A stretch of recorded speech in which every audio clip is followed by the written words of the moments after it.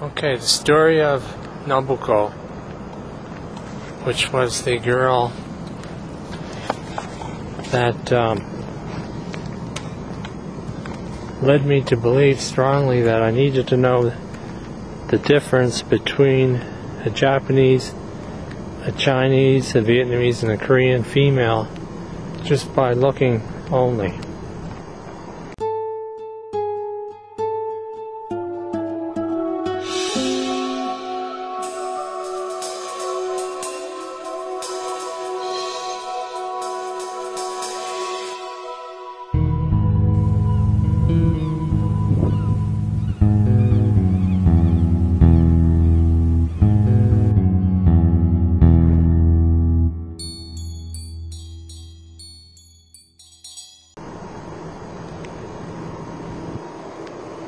I first met Nobuko in geography class,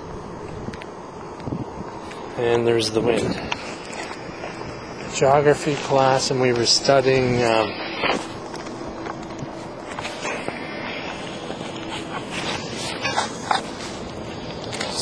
maps. Anything to do with maps. Variety of different types.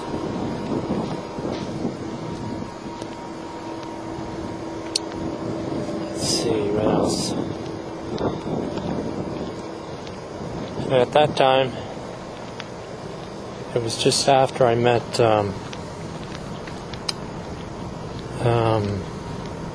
Tran and lost Tran that I went searching for a Chinese girl, because I had determined in my mind that a Chinese girl was the way to go. Because they seem very sweet, gentle, and very, the most, Korean women are actually the most attractive Asians, but Chinese are very close to it. So I had decided I'm going to find a Chinese girl.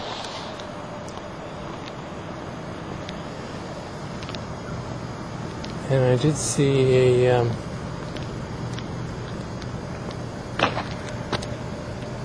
what I thought was a Chinese girl in the class as Nobuko. But I couldn't understand why her face was so flat, which is a typical Japanese feature. Yeah, I can't find my way through here. Yeah, you can tell I'm new on campus. It's probably not the right way to go. So, one of the unusual physical features of Nobuko was she had these gigantic sized legs that I had never seen in an Asian girl before. Most unusual. I mean, not a defect in any way. I don't think any Asian girl has any defects. And Nobuko had taken an interest in me as well. It was mutual. So I guess we were in the beginnings of a relationship just to see if it would work out. But when she was studying, by the way, to be a city planner. But when she had gone to school for the first time, she had decided that she was not going to get involved with any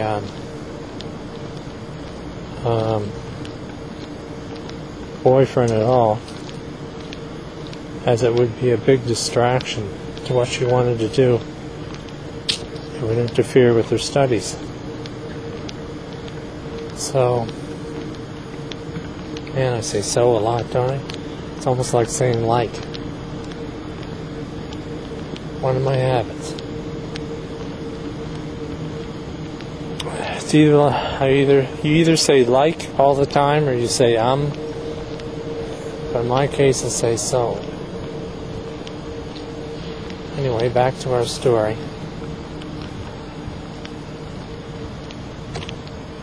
An art object. I have to get some pictures of art objects on campus. That one's quite interesting. So, I just did it again.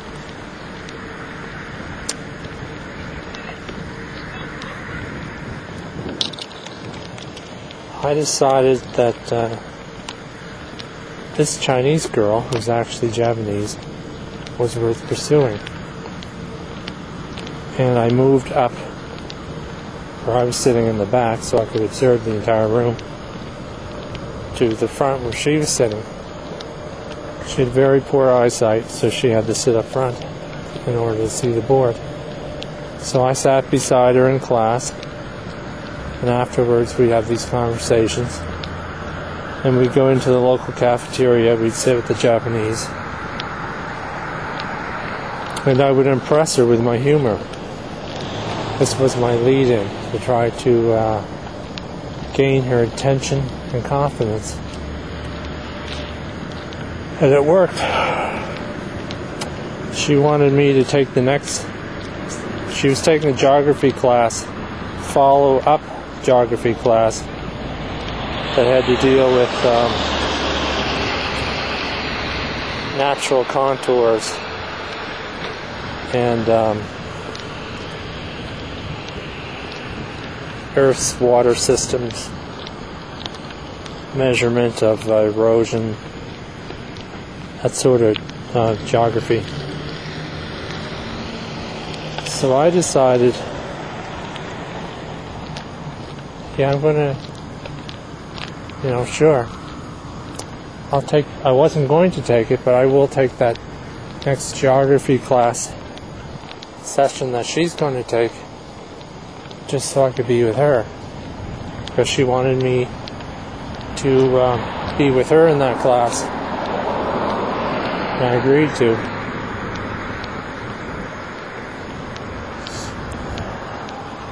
When she told me, when I had asked her about her Chinese ancestry, she told me she was Japanese. It was very embarrassing. And I had decided, if you're looking for a Chinese girl, then you should at least know what they look like. She told me she was Japanese. It was very embarrassing. And I had decided, if you're looking for a Chinese girl, then you should at least know what they look like. And I began to hang out in the variety of groups. There would be the Korean female group, Japanese female group, the Chinese and Vietnamese.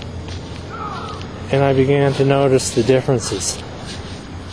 And so I'd study the facial features, body size, whatever, and teach myself what the differences were.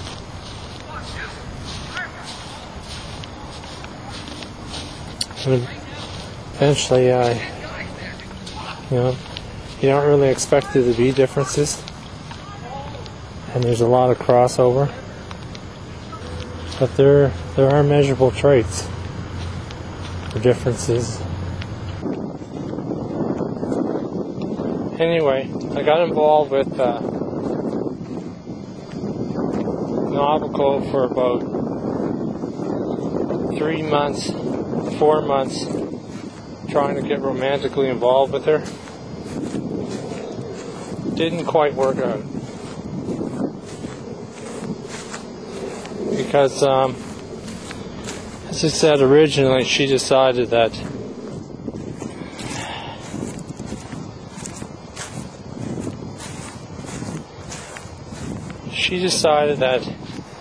she didn't want to be with a guy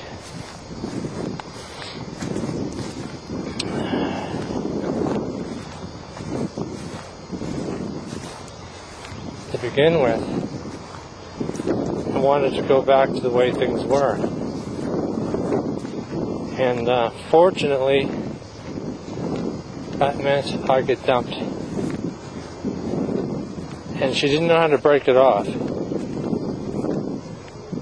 Because when I came back for the next semester, okay, you got it? Alright. I'm going to try to continue the story of Nobuko, which was rudely interrupted. Apparently the person that was beaten did not die, but received severe injuries. You know, and you can ask me why, but you know what? I don't know.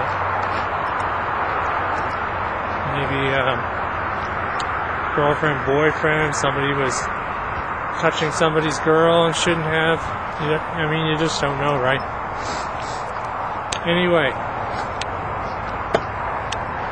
so Nobuko, as I think I've mentioned before, had decided that she just didn't want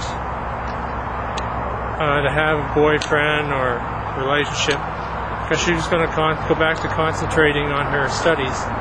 And her original plan was that she would be concentrating on her studies and not being in a relationship. Now, which was all very well and good. But instead of just coming out and explaining it, what she did was, one day, all of a sudden, we're into our second class together. It was January, just began. And she decided that if I asked her a question or anything, she would just ignore it by saying yes or no and nothing else. And then she decided that apparently I wasn't worthy of an answer, I guess, or it was her way of saying get lost. But when we left the school together, she never spoke a word, never said anything. I was doing all the talking. And when we got out in the outside of the school, she stopped walking. And whatever direction I would go in, she would go in the opposite. Because we used to hang out at the cafeteria after class with the Japanese people. And if I went in that direction, she would go in the other direction. So it was it was one of the most ridiculously ignorant things to do. And I wasn't too happy by it. And I wanted to say to her face at that time, you know what? You're nothing but a big mistake. And just end it there and walk away from her. But I didn't do that because I decided unconditional love, that's what it means, right? You practice it, you preach it, you practice it. So I decided I wasn't going to be like her. I wasn't falling to that level. I was going to continue with my unconditional love policy. And I just cut her off. I accepted the inevitable and just cut her off and did not hang out with her, didn't make any attempt. And eventually we started talking again and became friends. At some points, in Canada geese. I wonder if I can get them on film.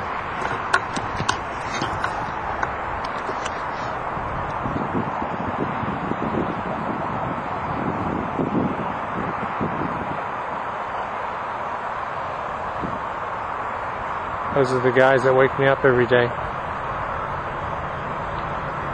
No, I don't know if you could see them on this. This isn't the best camera for that. I'll edit it out if it doesn't work. Let's see that. Okay, thanks.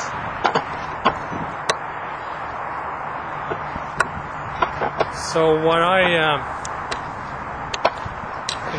our friendship was distant, of course, after that. She never did hook up with anybody because she was just concentrating on her studies, becoming an urban planner, a builder of cities. And one of the interesting points about being around her is she'd sometimes forget that I wasn't Japanese, and she would speak to me in Japanese because she had been she had been so used to my being around her or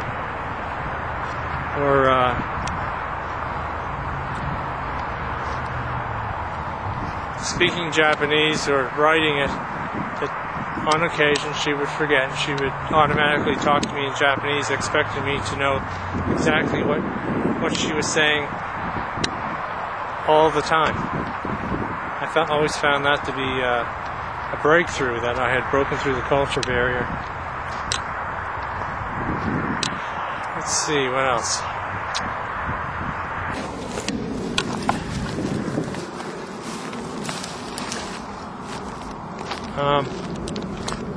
Eventually Nobuko graduated. I think she had what is called a double degree. And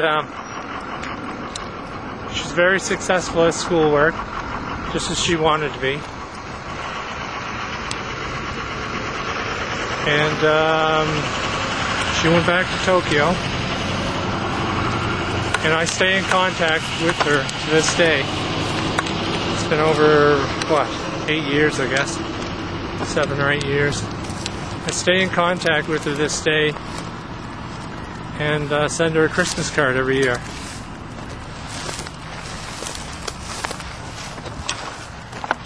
She had a friend that she hung out with, a young girl called Asuka.